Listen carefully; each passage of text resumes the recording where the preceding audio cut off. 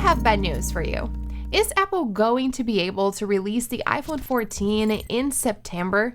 We're going to talk about this and a lot more in today's video, but before we get started, don't forget to give me a thumbs up if you enjoy this type of content and subscribe to the channel if you haven't subscribed yet.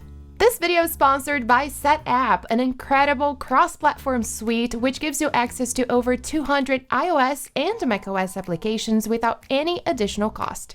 You only need to pay for your subscription and choose the apps that you would like to use. Now, a great benefit is that you can start a free trial when you use the link listed down below in the description. Starting off, the iPhone 14 release is not looking really great. We've seen in a previous video that the iPhone 14 Max, not the whole lineup, is having display issues. And according to Ross Young, its shipments are way behind where they should be. Even though the iPhones 14 Max and 14 Pro Max share display sizes, they will be produced with different panels because the 14 Max version will not have support for ProMotion, which is the 120 adaptive refresh rate, the rumored always-on display, and the new display cutouts. Now, alongside the bad news that we've been hearing for quite some time now about the new lineup, the analysts or leakers always say that Apple is still on track with its release and the launch date will not be changed. However, there's more bad news now. According to Ming-Chi Kuo, the iPhone 14 is facing quality control issues because the rear lens is cracking. He said that this is happening due to weight coding, and Apple is now transferring 10 million lens orders from Genius to Largan to avoid shipping delays. Now, do you agree that we've been getting too many bad news at the same time?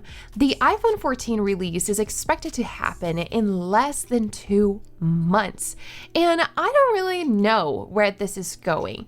My guess is that Apple will still announce the new lineup in September. I believe the event will happen on September 13th, but I don't think they will all be available at the same time, and shipping delays could actually start happening pretty soon after the release.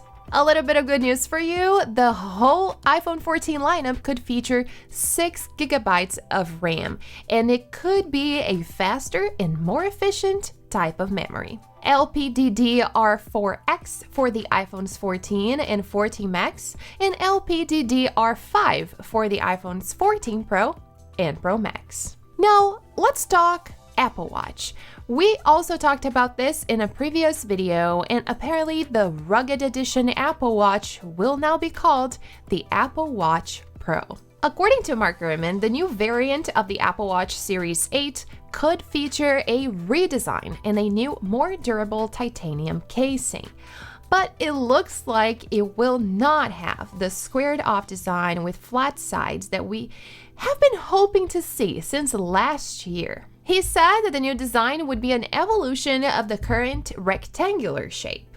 Regarding new sensors, the new body temperature sensor may be available and tell you if you have a fever, for example, but it will not tell you your exact body temperature. The blood pressure and glucose monitoring, on the other hand, are likely not coming to this year's model. Great news is that more battery life is expected. Now, you're not going to believe this, but it looks like Apple had an M1 Mac Pro ready to ship months ago. However, it looks like they simply decided to wait for the M2 Extreme processor, and I don't even have to tell you how amazing this processor will be. The base model could be powered by the M2 Ultra, and the higher-end model could be powered by the M2 Extreme, which means that 2 M2 Ultra chips could be fused together. It is definitely time for Apple to complete the transition from Intel to Apple Silicon chips, so I'm really hoping to see this release in 2022. And these are the Apple news that I have for you today. Let me know down below in the comments what you think, and if you enjoyed the video, don't forget to give me a thumbs up and subscribe to the channel if you haven't subscribed yet. Thanks for watching, and I'll see you guys next time.